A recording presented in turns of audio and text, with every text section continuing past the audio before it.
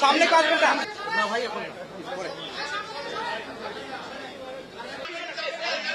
এয়ারপোর্টের বড় ভাই না এয়ারপোর্টের সামনে থেকে সরে যান।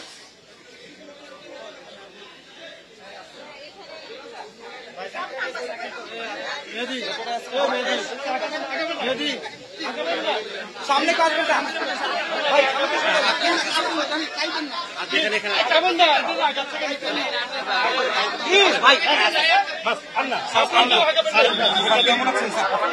ভালো।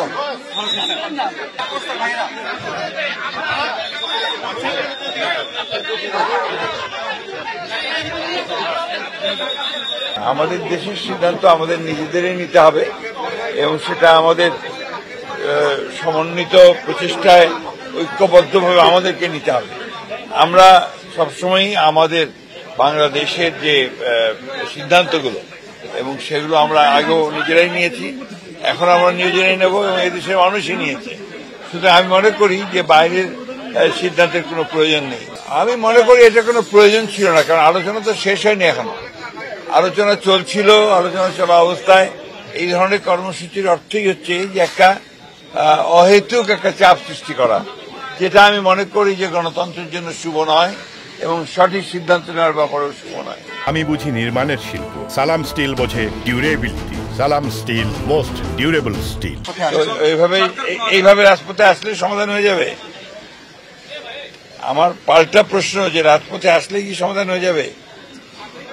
আমরা এখন পর্যন্ত সবচেয়ে বড় রাজনৈতিক দল, এ ব্যাপারে সন্দেহ নেই। আমরা কিন্তু এখন পর্যন্ত কোনো ইস্যুতে এই আফটার দিস চেঞ্জ, এই পরিবর্তনের পরে কিন্তু আমরা কোনো ইস্যুতেই রাজপথে আসি। আমরা আলোচনার মাধ্যমেই সমস্ত কিছু সমাধান করতে চাচ্ছি। আমার বিশ্বাস এটা আলোচনার মাধ্যমে শেষ হবে না। কেন, আমরা বারবারই বলেছি তো, পিয়ারের ব্যাপারে আমাদের অবস্থান থেকে অত্যন্ত পরিষ্কার।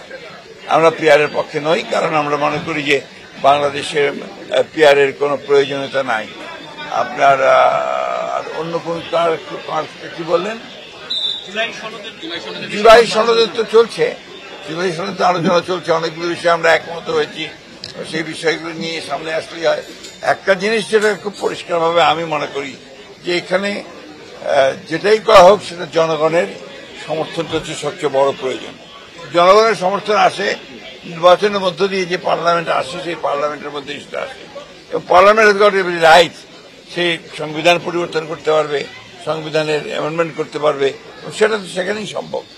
এই ব্যাপারে আমাদের বক্তব্য আমরা খুব পরিষ্কার করে আগেও বলেছি, এখনো বলছি যে আমরা কোন রাজনৈতিক দলকে নিষিদ্ধ করার পক্ষে নই। ইনশাআল্লাহ খুব শীঘ্রই ফিরবেন।